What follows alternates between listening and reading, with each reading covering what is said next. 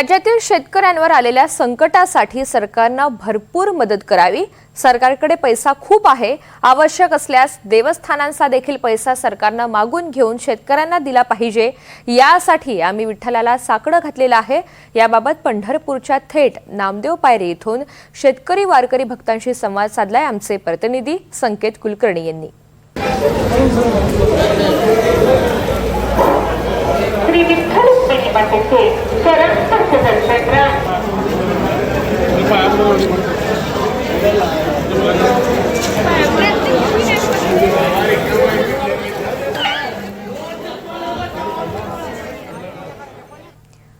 तर महाराष्ट्रामधील मंदिर संस्थानांना मदतीचं आवाहन करण्यात येतंय। साईबाबा देवस्थान शिर्डी 500 कोटी वार्षिक उत्पन्न आहे। देशातील तिसऱ्या क्रमांकाच्या श्रीमंत मंदिरापैकी एक आहे।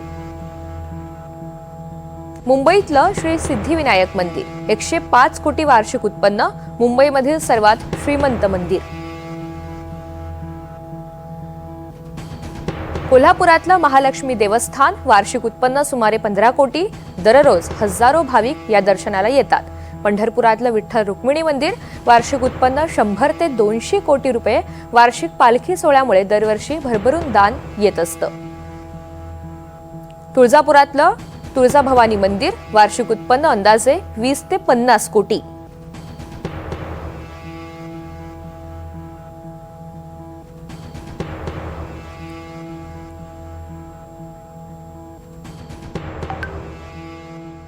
महाराष्ट्रात अतिवृष्टीचा रेड अलर्ट आहे।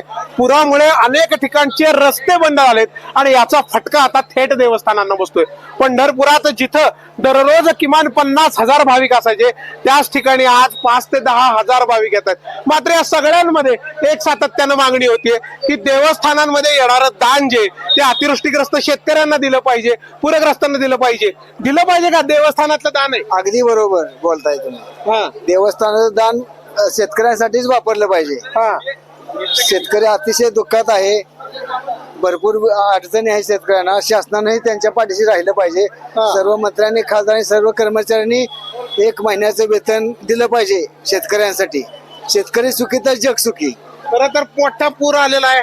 देवस्थानं जी आहेत, शिर्डी असेल, पंढरपूर असेल, तुळजापूर असेल, कोट्यानं कोट्यवधी दान येतं। शेतकऱ्यांना मदत दिली पाहिजे का यांनी देवस्थानांनी? प्रत्येक ठिकाणी आज शेतकरी आरती झालेला आहे। जगाचा पोशिंदा शेतकरी आहे आणि आज शेतकऱ्याला सर्वांच्या मदतीची गरज आहे।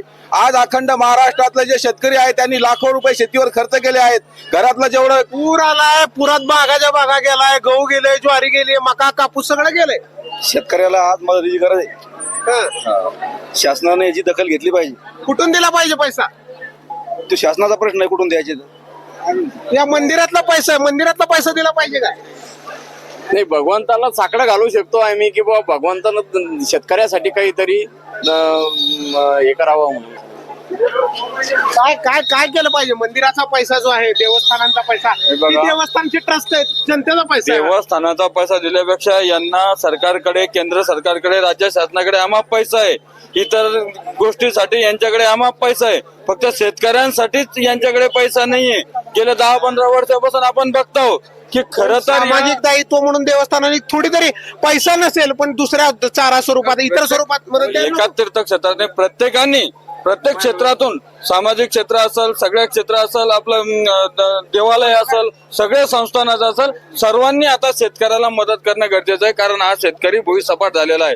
आपण महाराष्ट्रभर बघतो की कुठलाही शेतकऱ्यांचं कंबरडं मोडलेलं आहे, तोंडाला आलेलं पीक हे सगळं सत्यानाश झालेलं आहे। सरकारजवळ जर पैसा कमी असेल तर त्यांनी संस्थानाला विनंती करावी, संस्थांना सुद्धा त्या ठिकाणी सरकारला मदत करावी आणि ही मदत शेतकऱ्याच्या घरापर्यंत पोहोचवावी। काय काय केलं?